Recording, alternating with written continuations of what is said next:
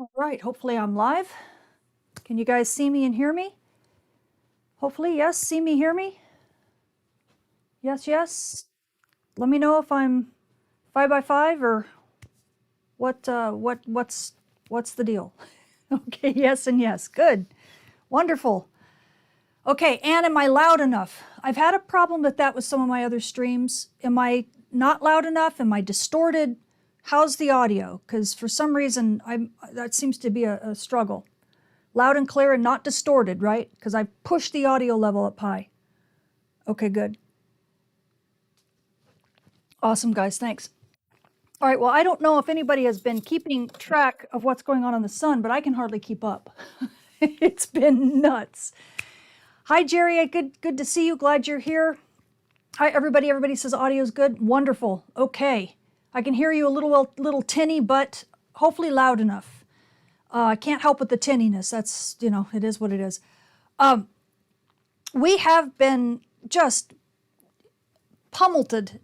I mean, this is if anyone's watched my prior forecast, the formal forecast where I say rapid fire, I held off using the phrase machine gun. I've really wanted to use that phrase in the titles, but I don't want to fearmonger because for me, you know me, I go because that's what happens is that when you get a bad actor on the sun, it's angry and it fires off a solar storm, and it fires off a radiation storm and a solar flare and another solar flare and another radiation storm and another solar storm.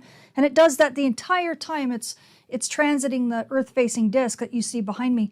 And that's exactly what's happening, is that we're getting that with regions, especially 3296 and 3297 in particular, but also 3299, I believe. Isn't that what it is? Yeah, 3299 is joining in the fray a little bit. So let me just kind of go over this. What I'm going to try to do is I'm going to try to give you, and forgive me for not saying hello to everybody first. Be nice to Jerry Ryan. He is one of our moderators, and if you see Mike Richardson in there, he's also a moderator. They will either promote you or demote you, depending upon how you behave. So be nice to them. And they will also help your questions get seen if I don't see them. I'm going to try to go through this reasonably quickly so that those of you who need to get the load and scoot, then you can. And then I'll go back and I'll get questions from all of you later. Okay, so what we're looking at is the disk over the last couple days. I probably could put the date up here so you can see it. And I started it going right around the 7th. You see it'll reset in a second. Obviously, all attention is basically all in this region here. And the reason for that is mainly because of region 32, this is 3296 essentially, and 3297. 3293 is over here, and it was loud for a while, but it's kind of quieted down. 3296 is the one that's really taken center stage now. So 3293 is here, 3296 is here, 3297 is something like this in here, and then 3299 is down in here. You'll see a little bit of this is 3299, I think, and you're getting a lot of activity down in this region, or no, there's 32. I can't remember. Anyway, it's all these numbers. There, yeah, 3299 is there. And they're all kind of connected. So what ends up happening is that when one begins to get angry, well, then that kind of it's like he's poking the bear. He's poking this guy with his elbow, and the other guy's like, I don't want to be poked, and he just keeps poking him. And so then it gets, everybody else kind of gets upset. And so pretty soon the whole nursery is upset. I kind of look at these as like little infants. Because they just have these temper tantrums and they just keep going and going and going and never stopping until basically they cry themselves to sleep. They get it all out of them. And right now the main one is region 3296. We've been seeing R1 to R2 level radio blackouts almost, I can't even count how many there are. We'll go over that in a moment. But with unlike a lot of big regions that just rapid fire solar flares, we're actually seeing a lot of solar storm launches as well. Typically what you see with these regions is that you'll get a solar storm launch and then you'll get a big solar storm launch and then it like evacuates everything and then there's nothing left. That's not what's happening here, okay? So anybody who thinks that this is a kill shot or a Carrington class event, just go away because it's just silly. These are actually reasonably mediocre eruptions, ejections, solar storms, if you want to call them that. They're not that big. They're not hellaciously fast. They're on the faster side, but they're not like kill shots. Okay, so just chill. These are just ordinary CMEs. The thing is that these regions are not firing so much junk at you that it evacuates everything. So basically, they're able to fire a storm at you and then reload, so to speak, and then fire another storm. So we have this train of like, 3 or 4 different CMEs that are either direct in line to hit us or grazing us off to the kind of northwest. And so that's what we're seeing here. And every single time you see a dimming, right? And I'll show you what I mean by dimming. I'll scrub. So here's a dimming. Here's the big one that originally got us. This is the one that was launched on the 7th. You can see late into the 7th, early into the 8th. This one, as you can see, it's kind of got a dimming structure. You can see kind of a blast wave that goes off a little bit to the north and west, okay? But the dimming area is only about this big, okay? It's not huge. So this isn't a big monster, okay? It did give us a full halo, and we'll talk about that in a sec.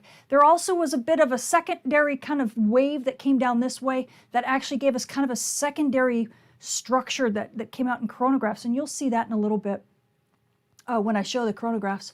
So that was the first big one. Since then, this thing has gone pop, pop, pop, and there's actually plasma, there's actually material that it's shooting off in jets this way. And as it does that, oh gosh, it makes it so difficult for forecasters to get anything done because there's just so much stuff coming off, leaking off essentially of the sun, like all the time. So they can't really get a clear view of the really nice ejections that come toward Earth. It's just a mess, and we'll talk about that more.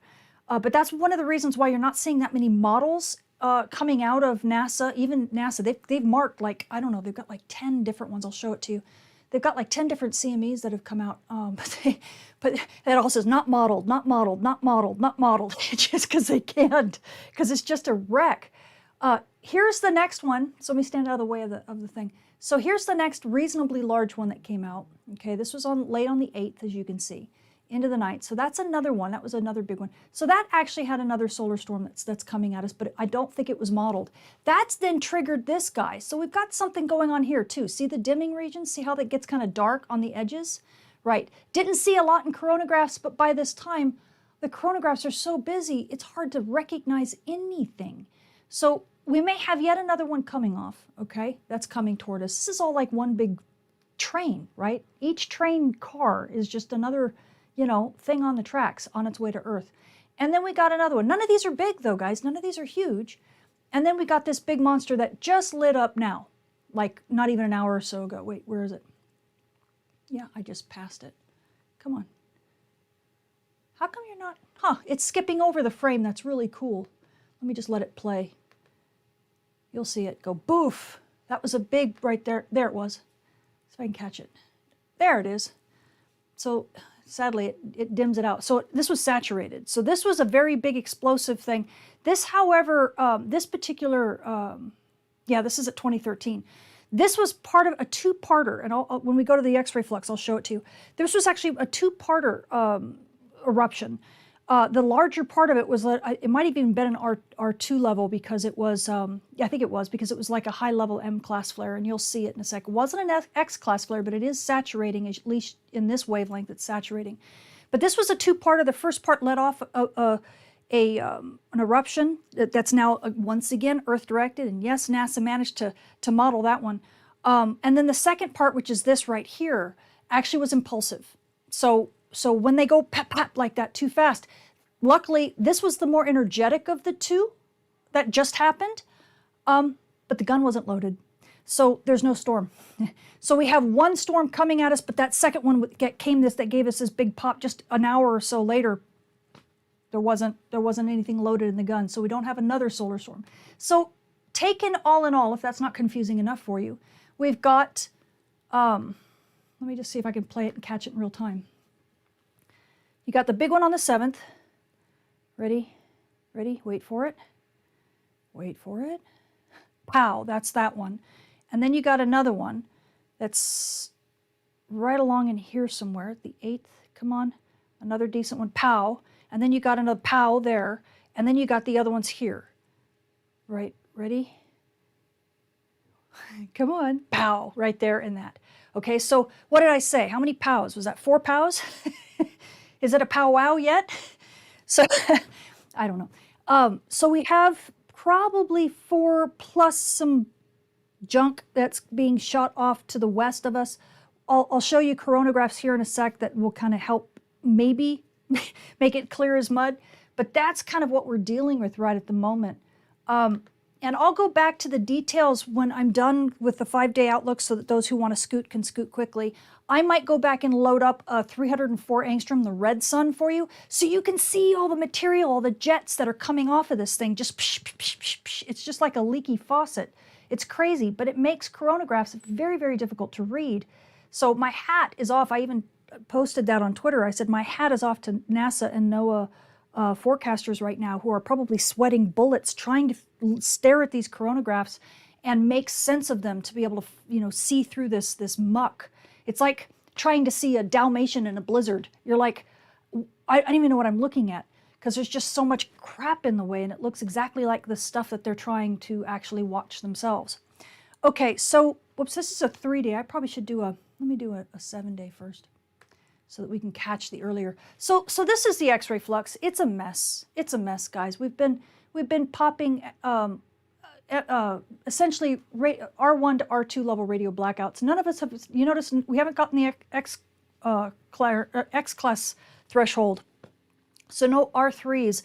We started out with a bunch of impulsive ones. This was actually caught in my prior forecast.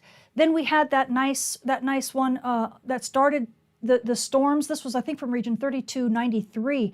This started all of that, getting solar storms being launched at Earth. But then region 3296 took over either in here somewhere or here. This is the one that ended up causing, this is the first CME that we're waiting to have hit. Okay, so this is what's going on now. This was the set of solar storms. These were associated with the set of solar storms that have either hit Earth and kind of fizzled a little bit or grazed us and went off to the west. These are bigger and likely more Earth directed. This one in particular, now remember, I should be very, very careful. We are looking at X-ray flux. This is a marker for solar flares, okay? These are not solar storms. However, when you have very energetic solar flares and they're broad, like this, what we call gradual solar flares, okay? Because the X-ray flux is not a tiny little pop, pop, pop like you see here. These are impulsive. When you have a gradual solar flare, that is a good indication that a coronal mass ejection or a solar storm was launched with it. So I don't want to hear people say, oh, it's an X-class solar storm. No, that doesn't work. There is no such thing as an M or an X-class solar storm. CMEs aren't rated that way. That's just the solar flare. It's just that we have solar flares and coronal mass ejections oftentimes are fired simultaneously. So when you see a gradual one like this, that's a solar flare, you know that there was a big CME launched with it. Why? Because the thing was wider, right? And so you're actually seeing the scar on the sun from when the CME left. You're actually seeing it burn in X-ray. Okay, that's why it lasts so long compared to these little impulsive ones where nothing happens. Okay, which gets me to the next point. So this is the one that should be hitting anytime. And I'll show you the models and we'll look at the solar wind to see whether it has, because there's some indication that it's really close, at least the last time I looked. And then we have, you know, a bunch of junk, sorry. We have a lot of junk that's been fired off, but it's been fired off mainly to the west, and that was all during this period. So even though we've had some really big solar flares, and amateur radio operators, you're probably hating life because we've had so much radio noise and definitely blackouts on the day side. But then here's the last two, literally right since I said I was going to go live, these two have happened. And thank goodness they're so good. They're so fast. I just love our NASA forecasters and the M2M. It's just wonderful. It's such a good exercise for the Artemis mission. So here is that set of 2 solar flares, and let me put it back as a 3-day. I don't want to zoom in too much because I don't want you to think that they're both gradual. So here's the first part. This one is wider than this one. Okay, this was the higher one. So this is the one that gave that saturated pulse that I showed you on the, if I can make it do it again. Right there, okay? This saturated pulse that you see from region 3296, that is associated with this higher of the 2. Okay, this is the higher of the 2. This thing was a, oh goodness, what are you? about an M5. Yeah, so that's an R2. This one I think was just under an R2. Yeah, this was an R1 at an M4. But this is the one that launched the solar storm that is a full halo. We'll talk about that in a sec. And then this was the impulsive one that didn't have the gun loaded because it was too soon. Too soon. So it couldn't, so we only have one more solar storm that's coming at us, okay? So in all, there ends up being like 4 of them. Whoops. What, where's my phone? It's beeping at me. Is something wrong? Let me just make sure that there's nothing wrong with my feed. No. Okay. Okay. So, what do I want to do next? There's so much. What I will show you is, this is why amateur radio operators and GPS users, be very careful right now. Okay, this is what, you don't have to be a rocket scientist to know that red is bad, okay? So right now, because we have a radiation storm, we're getting the high latitudes are being impacted. The radiation storm is dying off, or has been over the course of the day, but it will pick up again up until this new solar storm hits us, and then things will probably die off, but it could take another day. These are the solar flares. As you can see, they're lighting up the day side. The only place you're safe is basically on the night side if you don't want to have radio noise at mid to low latitudes. Other than that, you're dealing with this stuff all the time. So amateur radio operators on the day side, switch to higher frequencies. That will help save you, okay? Just know that you're going to likely have to work higher frequencies than you normally would. When the solar storms hit, then you'll have to switch to lower frequencies on the night side. So whatever frequencies you'd normally work, switch to lower ones. I know it seems kind of counterintuitive, but day side, switch to higher frequencies for solar flares and radio blackouts. Night side, when there's solar storms, switch to lower frequencies, because solar storms are primarily a night side phenomenon, so that causes problems. High latitudes, well, it's just gonna suck. That's all I can say. You just got to deal with it. And if you're a pilot, know that you're dealing with HF issues at high latitudes. Hopefully, airline industry, in the FAA, they've already notified you all that you need to change your routes, maybe not have polar routes nearly so much, because HF comms will be an issue for you over the next day or so before things calm down, especially when these solar flares are occurring. And anywhere you're transiting through dawn or dusk, that's going to make HF comms very unpredictable. So just be aware of that. And even for you who are not commercial pilots, but rather, private planes, your GPS will also have issues, especially anywhere near dawn or dusk or at high latitudes with this going on. Okay, so that's going to continue over the next probably 3 or 4 days. Yeah, here's the radiation storm. Over the last 3 days, you can see it picked up. That was when the big coronal mass ejection was launched. The big solar flare and coronal mass ejection was launched back on, late on the 7th into the 8th. It took a couple hours for the storm to get to us. That's pretty typical. We did reach the S1 threshold, but it's all low energy stuff, so we're likely okay. But as predicted, and as is typical, it begins to calm down, because that one solar storm actually, the main seed population has passed us, but then again, because we have another shock coming, the radiation storm is picking up again. Will it cross that S1 threshold again? Yeah, probably, but for a short bit. And that's going to be right when the big shock hits us. And where are we? Oh, hey, guess what, guys? Look at that. This is real-time solar wind right now. Okay, the storm just hit us. So the expected CME, wow, NASA was really good. The end of the day on the 9th, very good, NASA. They did a great job. Now, here's the thing. I just said, everybody's like, oh, it's a kill shot, it's a kill shot. No, it isn't. This thing is like 15 nanotesla.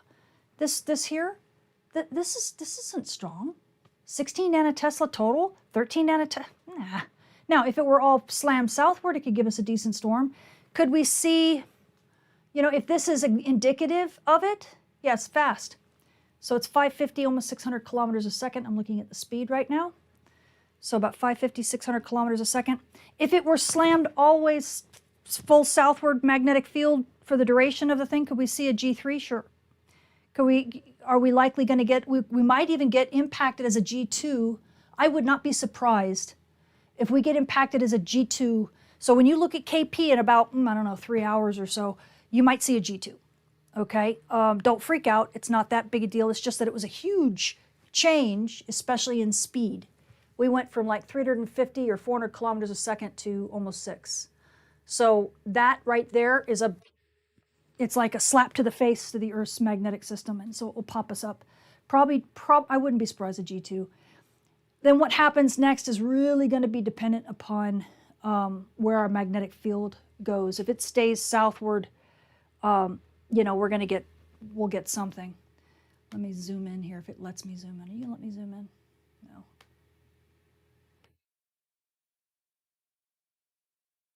What happened? Oh, poop. Okay, hang on. Let me do 6 hours. Yeah, yuck. Magnetosheaths are always ugly. Total field is white. Oh, really radial.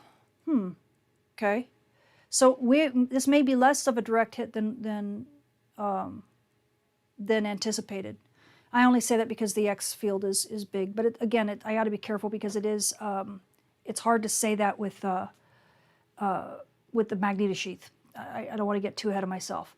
But looking at the field strength right now, it's average. You know, it's going to be a decent hit, but a G1 to G2 is likely.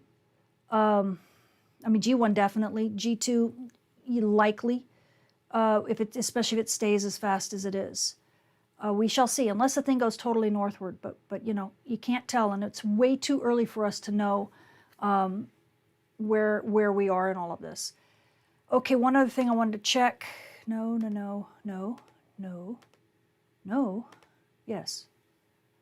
Okay, do I need to reload? I forget if this thing will.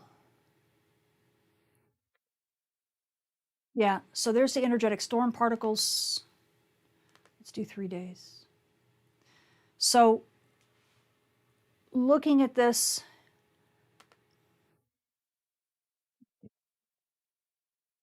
yeah, so I do believe this is the shock that we were anticipating. I'm looking at the energetic storm particles from the low energy particles on EPAM for ACE. They are beginning to go back down now, so that is the shock that we were looking for. We will have to watch this, and I will watch this over the next few days to see whether or not we're going to get any more shocks arriving, because we'll start seeing these particle fluxes build again. But this is definitely the one. These are the droids you were looking for. For those of you who are insanely geeky like me. Okay, so before I do this, let's talk a little bit about the models, what was expected, and then what else are we dealing with. First of all, before I do that, I wanted to just let amateur radio operators know we are getting. This is from the recent solar flare. This is the one back about 1800 hours. So this was the one that launched that coronal mass ejection, or during the time it launched the coronal mass ejection.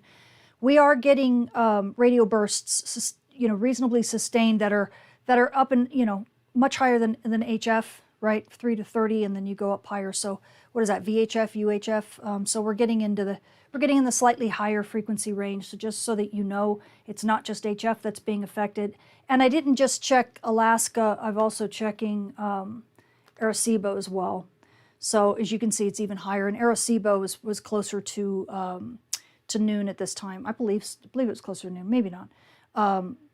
No, it can't be, because this is 1800. Yeah, so at any rate, we've got two places that are pretty far apart on Earth's day side, and they're both registering quite high frequencies. So we're definitely above the HF range. So for the solar flares, there's definitely some energy there. We're not seeing a lot of energy, much energy above this. So we're not getting into the gigahertz range, thank goodness. So I don't think it's going to affect, it's not radio bursts that are going to affect GPS, at least not yet. But that latest solar flare kind of made me made me kind of question, do I need to be looking at radio bursts here because it's getting kind of energetic. So we are seeing a little bit of energy there, and that might worsen over the next couple days. But remember, that region is rotating to the sun's far side, so we may not have that many more days of dealing with it. Now, here is the solar storm. This is NASA's version of the model. Oh, and I probably should show you. This probably is not going to loop, is it? Nope. Let me make it loop. So the solar storm that's hitting us now is this one. This is the one that NASA predicted for us to hit, if I recall, if this is the right one. Yeah. And so for those of you who aren't super familiar with it, you're looking down at the sun from the North Pole. Here's Earth, and you can see that big solar storm. And it does look like, you know, at least from the coronagraphs, there was supposed to be pretty much a direct hit. But it does look like, at least early on, it does look like it might be a little bit more westward than we thought. So this may not be as long of a storm as first anticipated. And so therefore it might be a little bit weaker. The one thing that it does have going for it is that it is as fast as NASA assumed it would be. So it will be, you know, that will increase its strength. But I would definitely say, if you're going to be an aurora photographer, get out there as soon as you can to try to grab shows, because I don't know if this one is going to last a super, super long time. It's hard to say. And I can pause it here so you can see NASA did a really good job. And I forget who did this. Look at that, 1,800 hours. It's about when they said it was going to start hitting. What are we at, 2,300? Not bad, not bad. Within 5 hours, not bad. It's pretty good. But yes, you can see a slightly west flanking blow and a little bit to the north, right? Which is about what we're all kind of expecting. In fact, when we look at the NOAA version, I think with NOAA, what they're doing is that they've got a bit more in here. NOAA has it being a little bit, you know, has a later storm. I mean, it's the same storm, but they had it going a little bit slower. They also have it moving a bit more to the west, as you can see. I think I can stop it here. Let me go back. So they actually thought it was going to hit a bit later. Now, the funny thing is, I'm not that upset about it because we probably will have a storm hit at this time. So, you know, it doesn't matter to me, because it's like this is just one in a chain. But the thing is that when I look at NASA, I think they had incorporated, I mean, when they look at NOAA's model, they may have incorporated the second half of this, the eruption. And let me show you what I'm talking about. So here's the coronagraph for this structure that's hitting us now, that's just beginning to hit us now. It is a two-parter, and that actually makes me rethink what I just said to you earlier. When I said it wasn't going to last as long. Maybe I'm wrong when I think about that. Because here, so this is a coronagraph, right? You're looking at intensity images here, which is the raw images. This is from LASCO on SOHO, it's Earth view. This is the difference image, which basically successive images are differenced in order to make a, you know, kind of bring out the details, right? So I'm going to focus mainly on the difference image. And so what I've got showing, and I don't know why it blinks like that, but what I'm showing is that that's the first halo, and then there's a second halo. Do you see this? So let me kind of pause it right here. So this was the solar storm that was launched during that very first eruption back on the 7th. That's the first Earth-directed structure that's now hitting us, okay? Yes, it's fast, and you know, you could see it's a 3/4 halo, almost a full halo, and yet, if you model just this bit, the thing is going to go mainly to the west of us and north of us, right? But then there was the second part that came out afterwards. See that? Okay. And is this far-sighted? I don't think so, but maybe it is. Okay. Nonetheless, when you start getting into solar maximum or near solar maximum, and you're trying to like get all this junk, you know, modeled, you can't tell. It's really tough. And so was any part of this included? I don't know in their models. But nonetheless, if that part is actually Earth-directed and not far-sighted, we know we've got this one coming at us. If this is also part of that, and it's coming at us as well, then this could be a two-parter. It could be a little bit bigger and longer duration than we thought. So I look at the NASA and the NOAA model, and I kind of just say, you know, that's a pretty good bracket. That if it's hitting now, that's the early part of it. But maybe we have this other end that's going to be trailing, that's going to last easily through the 10th. And the funny thing is that that may be moot point now, because my goodness, if I go to seeds, because that's my favorite, I like seeds. This is the name of their thing, Seed CME. And this is the 8th. Hopefully this will just keep going. So this is the raw imagery. This is on the 8th. So that was on the 7th. You saw that big CME. And then here's the 8th. Look at all this stuff. Okay, so when it starts over, we'll wait till it begins again. So here's the 8th starting over basically now. Okay, there's a big CME coming off. And now look at all this junk. Look at, watch more of it come out. More here, more here. Look at all this stuff. It just keeps coming. And there's more here, okay? And then, and so it's hard to get a model of that. And then if I go and I look at the 9th, now it really gets messy. So here's the 9th, and you just have junk coming off all the time. It's just push, push, poof, poof, poof, poof. And it's very, very difficult. And that last one I'll show you here in a sec. But it's very, very difficult to try to model all of this junk, because you're having, like I said, the jets on the sun are just spraying stuff like crazy. So it's really hard to model. The one that they were able to model quickly, which is the new one that is coming. Whoop. Oh, I have to let it go. Hold on. The one that's coming really quickly is this guy. Okay. And as you can see, I haven't had a chance to actually do any analysis of this one yet, but as you can see, there is a full halo, okay? So if anything, strangely enough, even though this is from region 3296, that is now rotated even further to the sun's west limb, this may be the most complete halo that we've gotten, so the most Earth-directed of all the storms we've seen, okay? So with that in mind, here is NASA So Wonderful. But you notice when it's a big one like this, reasonably dense, suddenly you're able to see it and they are able to get a model for it. After all of this is over, I'll show you some funny stuff so you can see so you can share NASA and NOAA's pain. These forecasters just kill themselves trying to make things work. And it's oftentimes extremely tough. And it's always appreciated when us out here in the field can appreciate what they go through to try to get us these forecasts.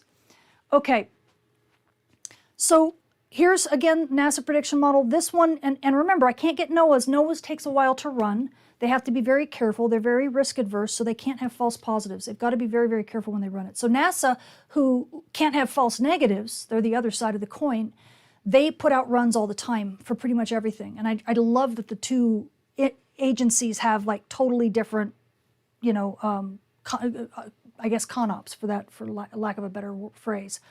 But here is the model that they just put out for that new eruption that just happened. Okay, I just love it. Look how quick turnaround.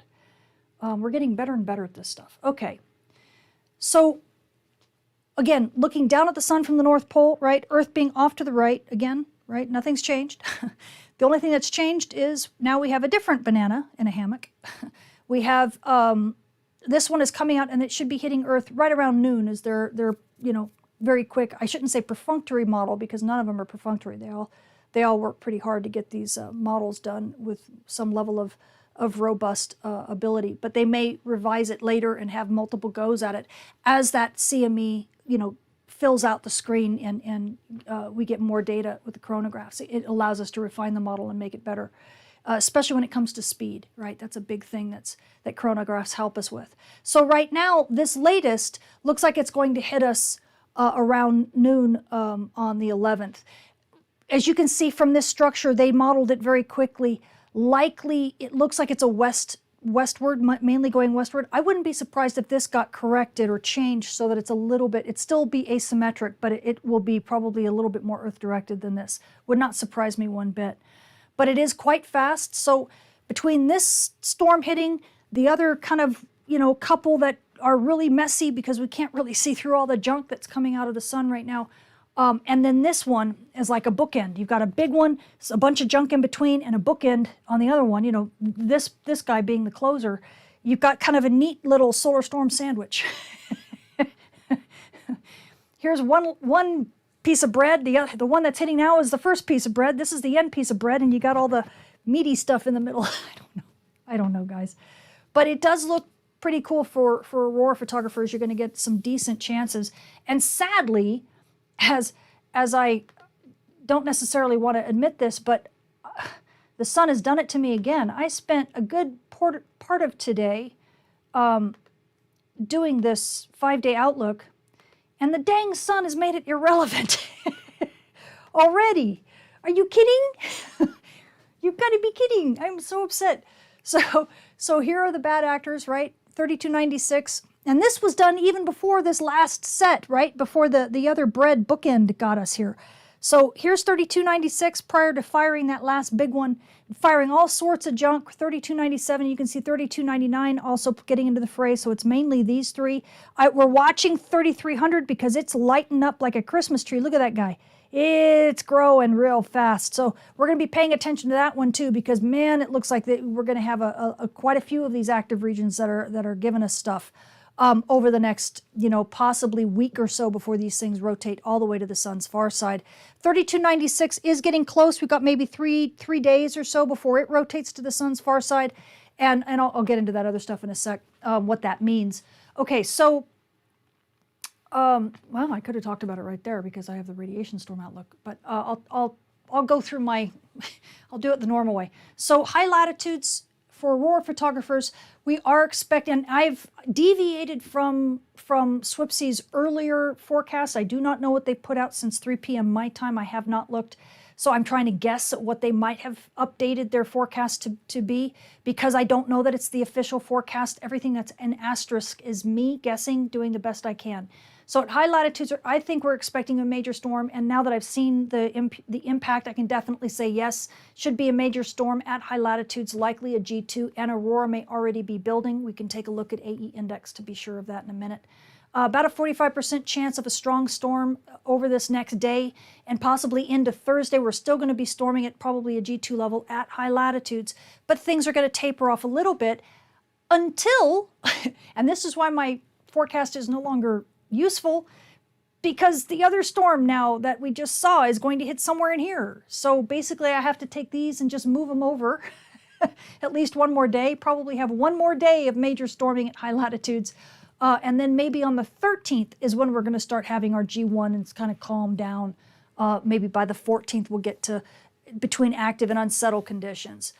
So high latitudes, you guys get to have a party.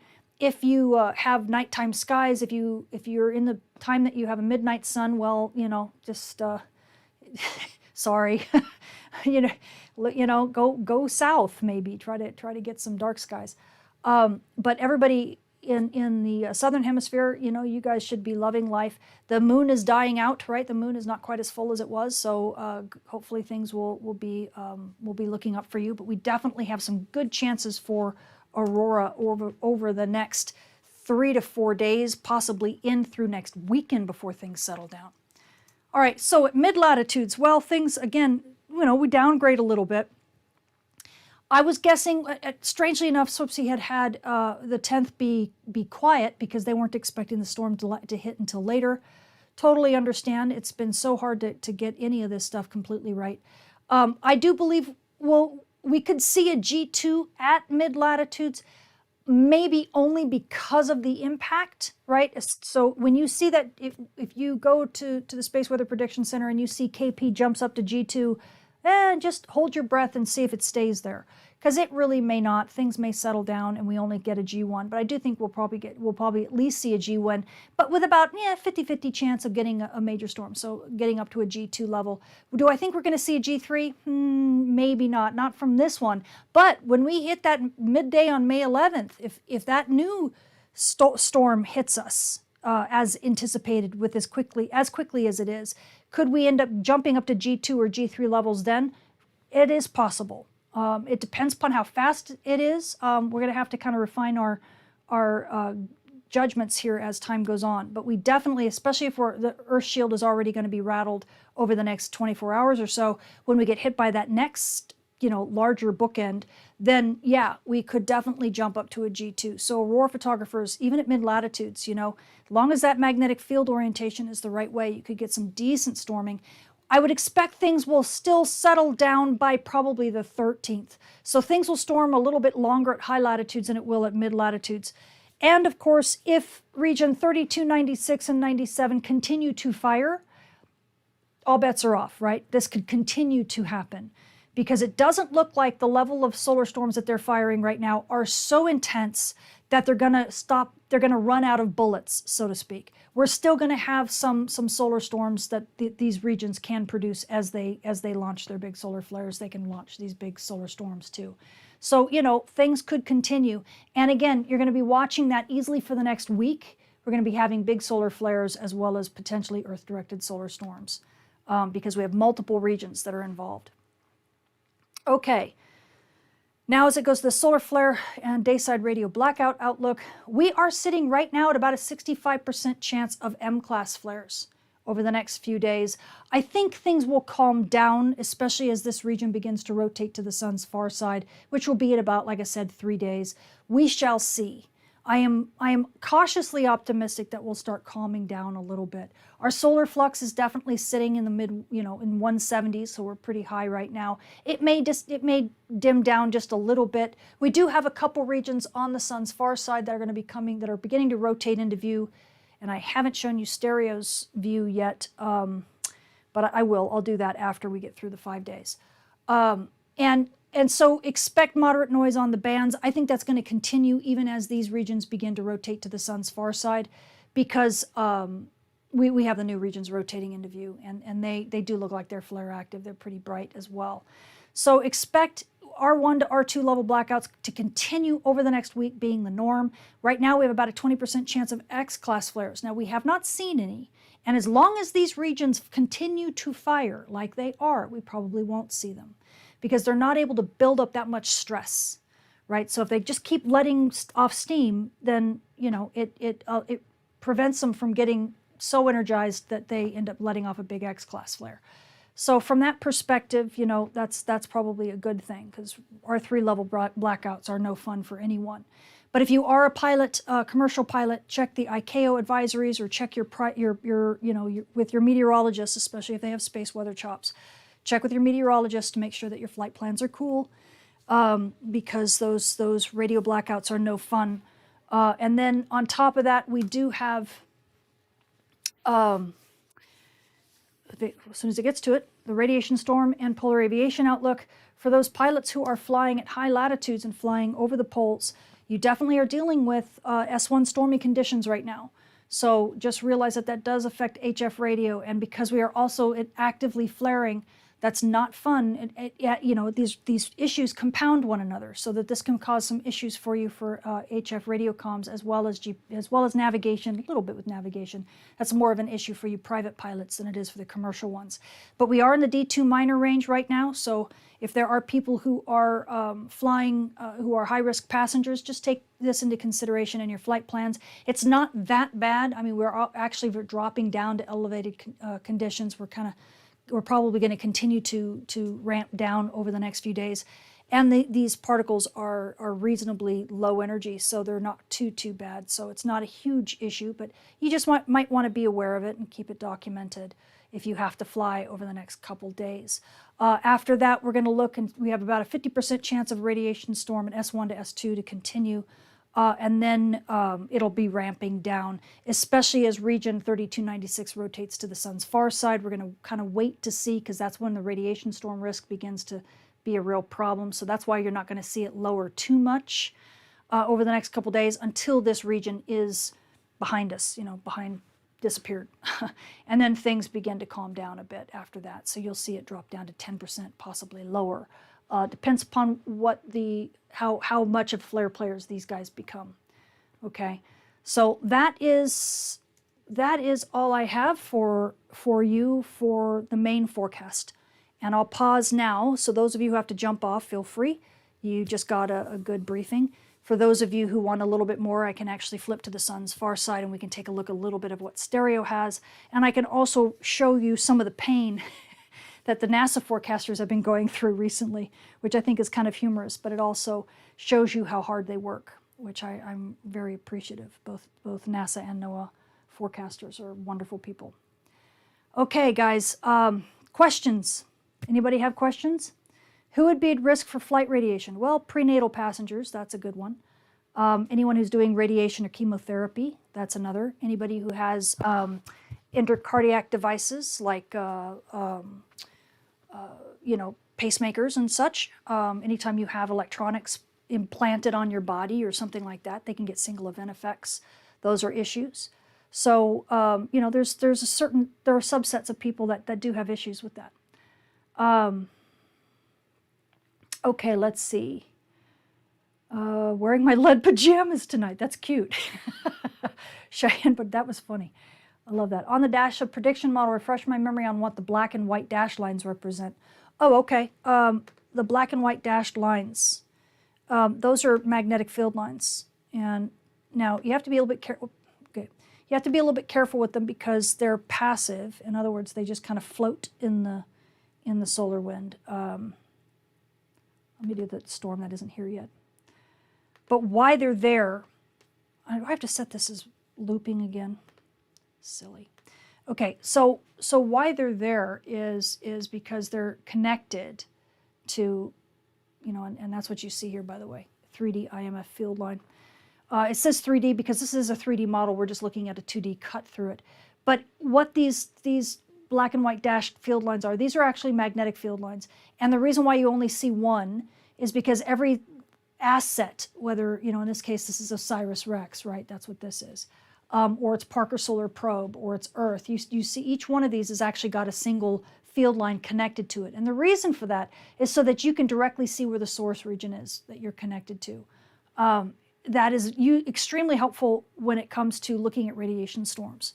Because if you know where what magnetic field line you're looking at, then you can that you're connected to, then you can trace it back to the source region on the sun. If you happen to have a solar flare that fired right here, or that region was in that view, then you know kind of where it's going. Now, this is a model. These aren't observations, so are they wrong? Yeah. And the reason why is because this has to be run faster than real time, so we have to make a lot of assumptions. And so magnetic fields don't really, there's not magnetic forces per se in here. So that's why you can see the magnetic field lines kind of getting tossed about a bit. In real life, they don't get tossed about nearly so much. They fight back. But if we were to put that in the model would run too slowly. It wouldn't run faster than real time, at least right now. There are people who are proposing, we've got models in the works that are trying to make this better. But this is just the state of the art right now. So hopefully that answered that question, but that's what those field lines are for. Okay. And let's see what other questions. Let me put the snapshot back up because this is a messy screen I've got here for you. I don't like having a messy screen. Can this cause heart flutters or palpitations? Gosh, I hope not. There's a lot of medical research that's being done when it comes to space weather, and you really need to go look at some of the medical research that's been done, preferably in peer-reviewed journals. And I'm not even going to really comment on it, other than to say that there are people who are in a sensitized class, both with radiation storms, cosmic ray type stuff, geomagnetic storms. There are people that have been documented as having these types of issues, and it doesn't surprise me at all. But I will not. I can't say one way or another how it affects people. All I can say is definitely do your research, and for those who are wishing research would come faster, it will. It will. Space weather is a very young field, and so you just have to wait as awareness raises and people become more savvy about the different types of phenomena that space weather entails. We will get smarter about how we do medical research, and the studies will become better and more robust. But that's all I can say about that for now. Yeah, Lourdes, good advice. Get cardiological evaluation from your doctor, definitely. And you can talk with your doctor about that. and have them, and do research with your doctor, right? Your doctors can help you understand, your sensitivities. But I wouldn't ignore them. But I wouldn't, I am not a medical doctor, so I cannot make a comment one way or another. Yeah, you need to go document hunting.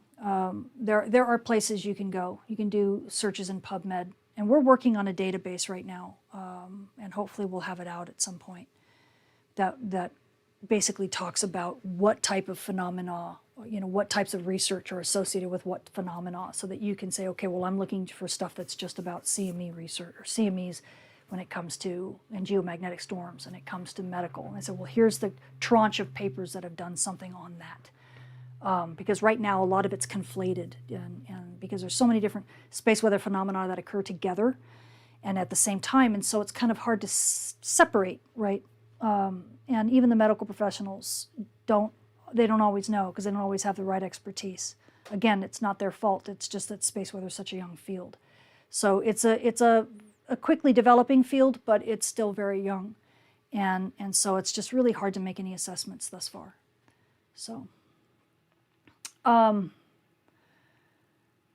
Been rough here. Yeah, we're talking to some people who are sensitive. Yeah, I see that, Chris. Yeah, I hope Lourdes is okay as well. Okay. What other questions? Let me check. Yeah, tinfoil. Yeah, tinfoil hats don't work. Let me see if anybody has any questions on Patreon real fast.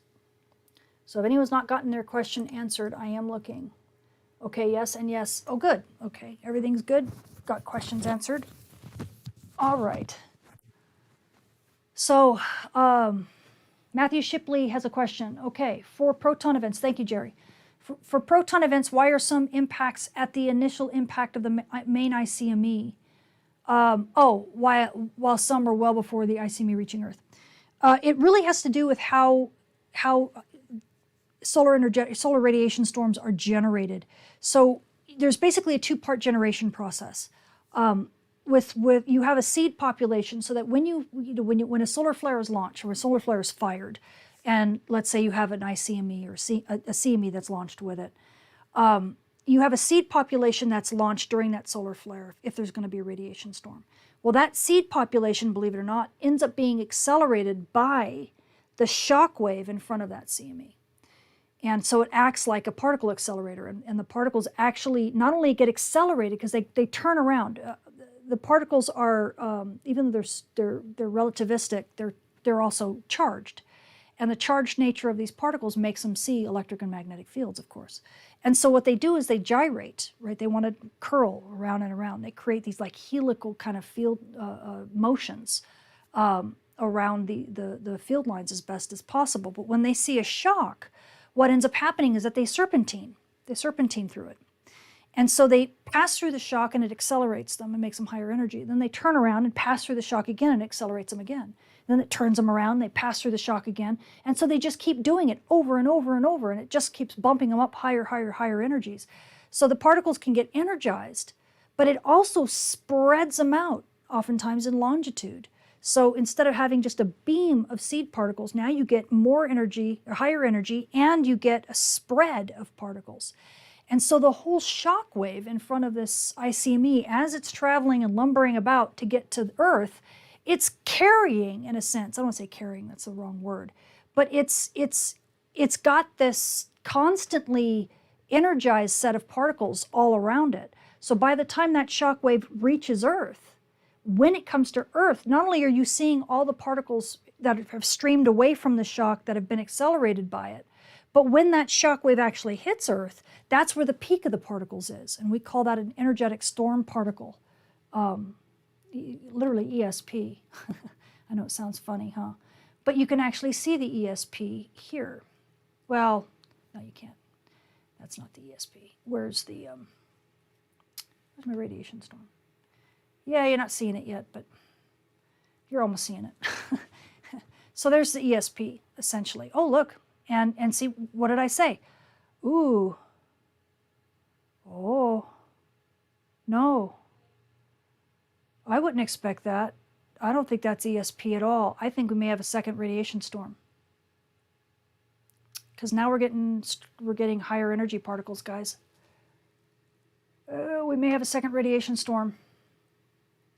We will have to see. If this lingers or rises, we will have to see.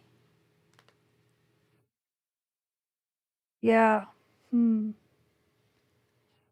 That's hard to say. So what we're looking at here, what's caused me to pause, is the fact that we're looking at a higher energy of energetic particles than we had before. This stuff here is lower energy stuff. This is just 10 MeV and above.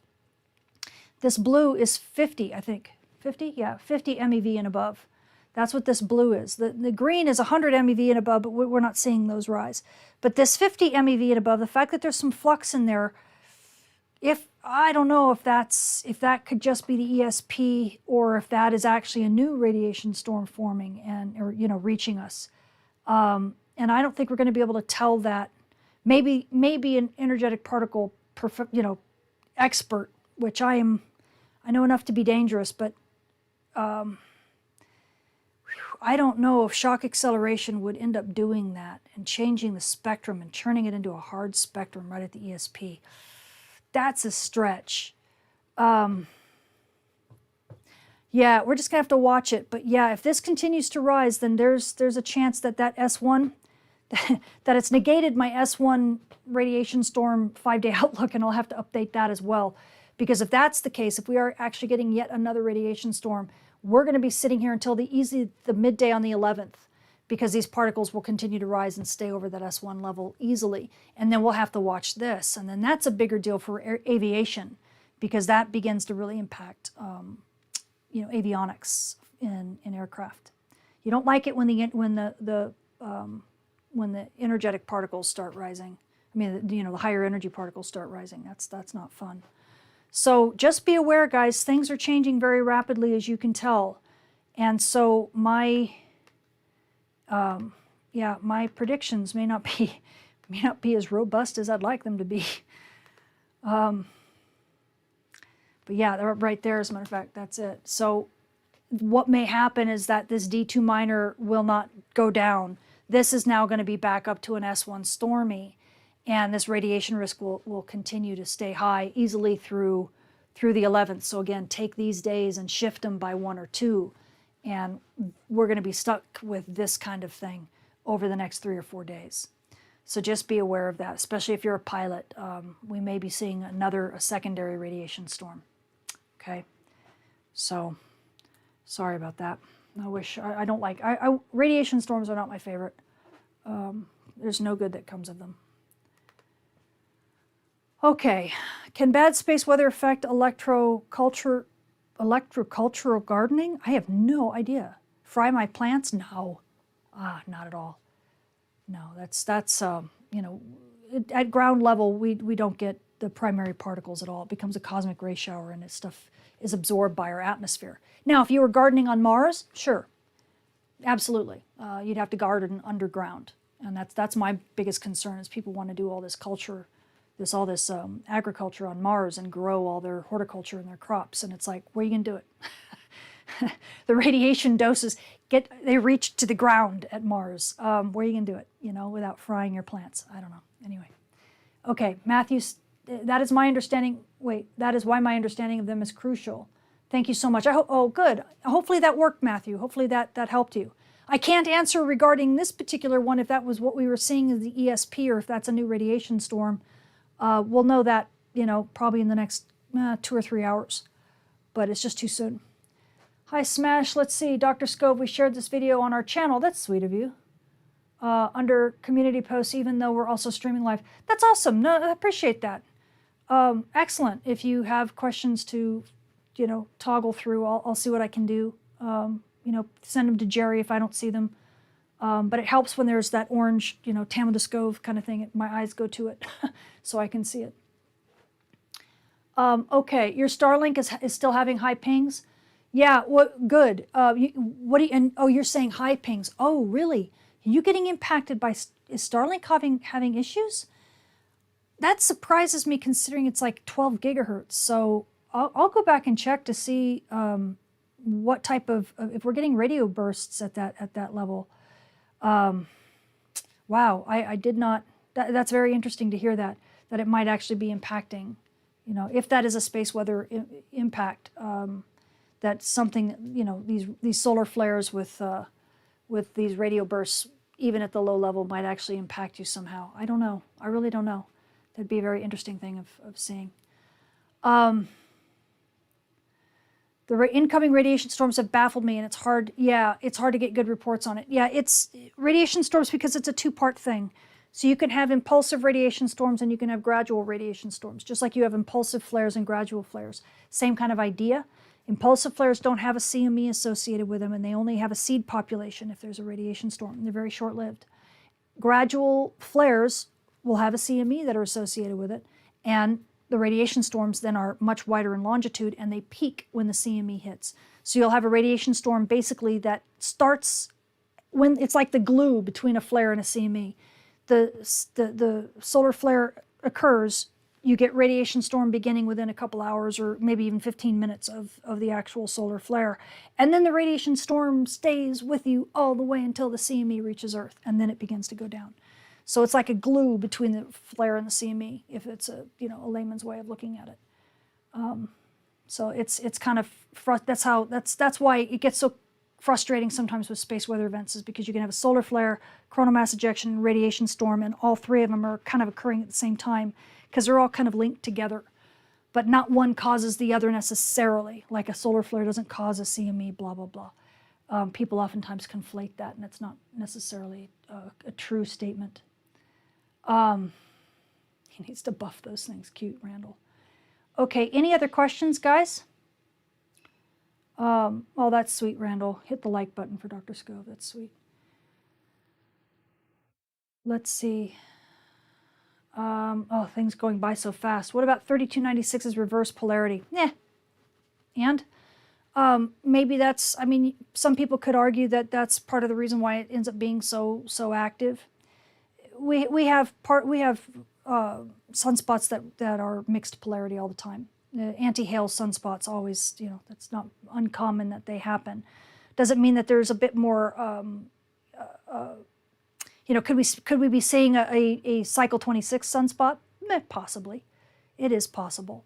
We've already seen cycle 26, so we do know it's happening. It will occur on, as scheduled. It's, again, those of you who are hanging on to the idea that we might actually go into a Maunder minimum. Sorry, guys, grand solar minimum's over. This cycle is nowhere near a grand solar minimum. It's the biggest cycle we've seen, at least in the last 20 years. And it's wonderful because we're going back to the solar cycles that I knew when I was a grad student. So that's why when I hear everybody talk about kill shots and that, oh my gosh, these are the biggest things we've ever seen. No, it isn't. It's only the biggest thing we've seen in a generation. But remember, the sun's time scale is so slow. That was only 3 cycles ago. For the sun, it's like, that was yesterday. Yet entire generations of human beings have come and gone. But, the sun doesn't care. It's got its own cycle. And so we're really not seeing anything out of the ordinary. What was out of the ordinary were the prior 2 cycles, where they were really, really low. So it's actually kind of relieving to me to see that we're getting back to something more normal. I'm actually happy we're getting out of the grand solar minimum. It'll also make us be smarter when we build our spacecraft and get more resilient to put people out in space and aurora tourism and space tourism and asteroid mining and Mars colonization and the whole lot of it. We need to be smarter. We need to understand that the sun is not always quiet. So this is good. Okay, which reminds me, I might as well, what about the weakening magnetic field of the Earth? No, I think that the weakening aspect of the field, first of all, it's weakening very slowly. It's not nearly as quick as some people would like to think. Secondly, it's only the dipole field of the Earth's magnetic system. So, right, we're going to have the quadrupole and the octopole field and all that kind of stuff that's taking over. And we're actually seeing that. And as I've been saying for years, the cool thing about it is that what it does is that it's going to make, not suddenly, but it's going to end up having us have multiple poles. So instead of having just a North Pole and a South Pole, we'll probably end up having 4 poles, all said and done. In fact, as you watch the South Atlantic anomaly, right, which is one of those kind of, not really a pole, but it's one of those areas that's because of that. You're watching it grow, and you're actually watching it kind of pull apart, and there's now 2 parts of it that are like the weakest. it's so interesting, and I'm looking at that going, ooh, this is kind of cool. I know some of it has to do with the way the crust is and the way things are inside Earth's geology, but some of it is neat to kind of look at it and say, well, some of this has to do with the fact that the dipole field component is changing. And so what we're going to start seeing, as I've mentioned many times, is that we're going to start seeing more aurora during geomagnetic storms at the South Atlantic anomaly. I mean, we're already seeing it. We're seeing some in Chile. People, if they look south at Hawaii, you can start seeing aurora. You're going to get more particle precipitation. The Bermuda Triangle is going to be a bigger deal. It's all going to be a lot more fun from that perspective. To me, however, that's easy. That's the easy part. The hard part is what is going to happen to our radiation belts? What is going to happen to the near-Earth space environment, and how are satellites going to navigate it? I worry, to be honest, I worry a little bit about the health and safety of satellites in our near-Earth environment, because I don't think we have a very good handle on what particle paths are going to be like and where charging is going to happen. Are there now going to be multiple zones where there's going to be surface charging on these spacecraft and they just can't get away from it? To me, that's a bigger deal, because we have all these constellations now, and if there's there's twice or 4 times as many auroral zones, then there's going to be that much more particle precipitation, even at low energies. Our atmosphere can handle it just fine. That's not a problem. But satellites, I don't know about that.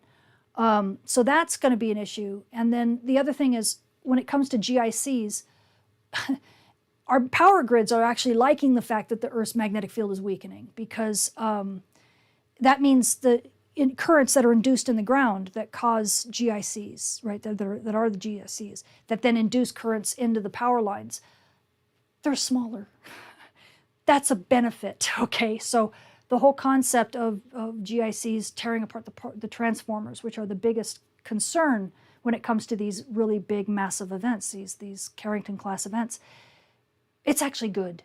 So that's you want a weaker, I don't want to say you want a weaker magnetic field, but it's nice to have a weaker magnetic field that's not going to necessarily induce as large of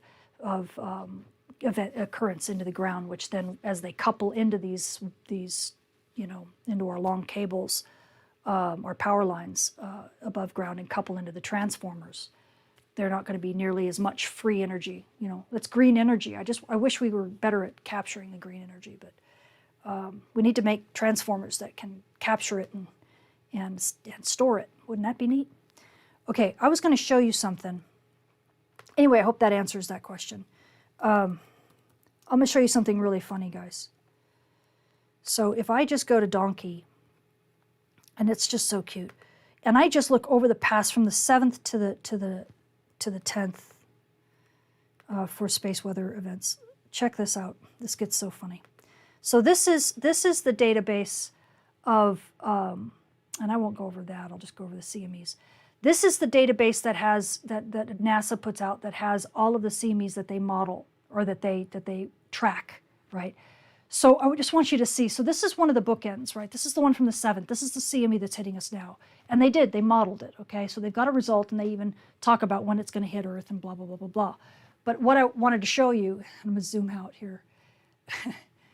Here's another one. What? Not modeled. Here's another one. Not modeled, not modeled, not modeled, not modeled, not modeled. I mean, look at all these. Do you get it?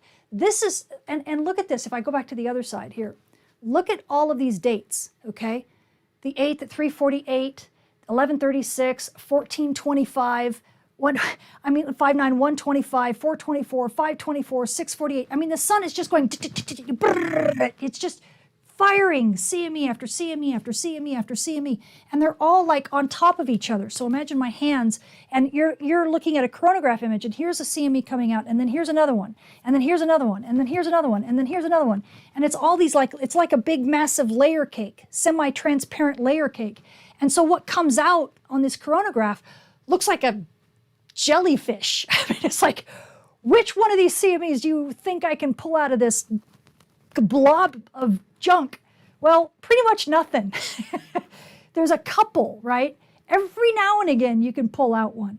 But look at all this stuff. I mean, finally we get down to a decent one over here. 1900, this is the one that's going to hit us. This is the one that they just did.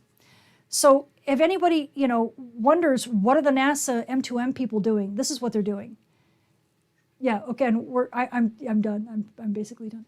So you see all this? Not model. You got 3 out of like the last 4 days that with probably 20 CMEs.